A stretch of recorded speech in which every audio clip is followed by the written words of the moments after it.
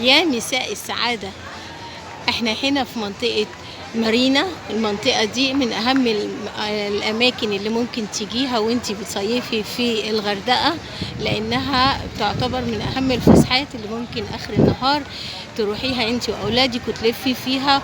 والصبح بتبقى مينا بتتجمع فيه اليخوت اللي بتقوم بالرحلات اللي بيقوم بيها المصيفين والسياح جوه البحر في الغردقة. انا هاخدكم في جولة جوه مارينا نشوف اللي موجود فيها، ونشوف المصيفين لما بيجوا بيستمتعوا في ايه في المنطقة دي، ونشوف جمالها وحلاوتها معانا.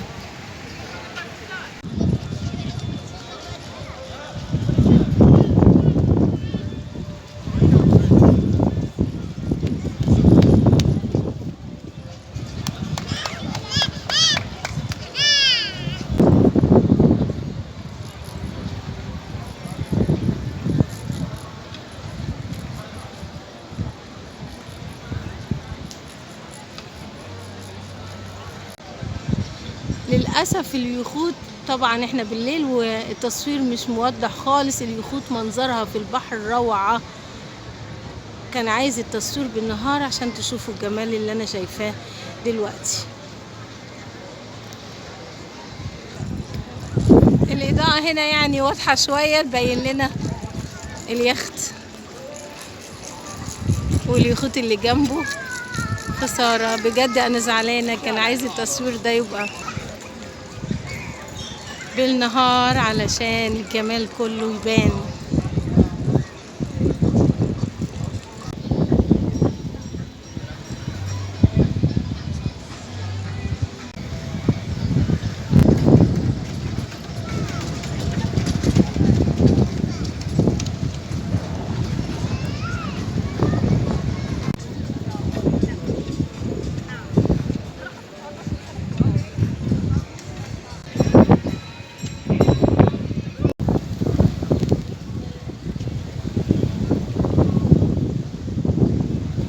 اخيرا لقيت يختي منور عشان اعرف اصوره لكم.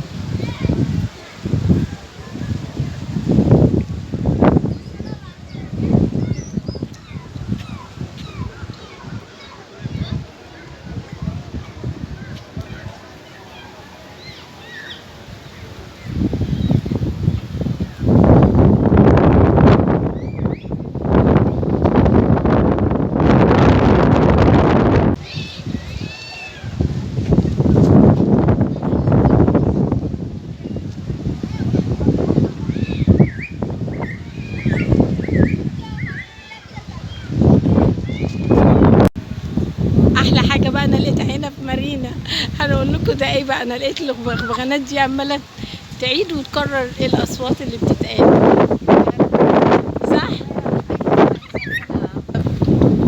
ده ايه ده بقى؟ يلا اللي عمال يقول الاصوات ويسمعها ويرددها ده بغبغان الافريكان جراي دوت.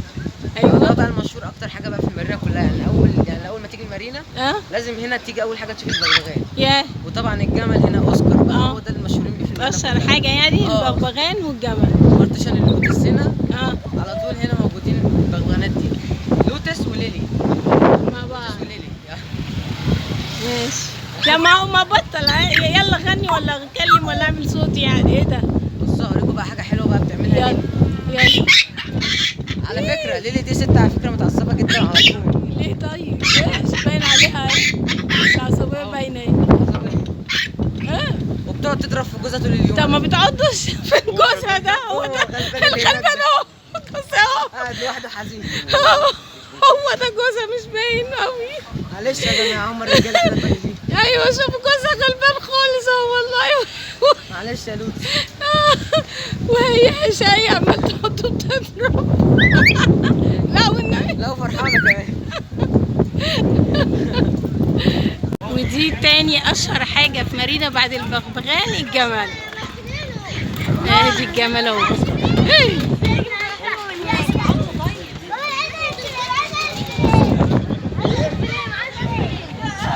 اسمه ايه بقى؟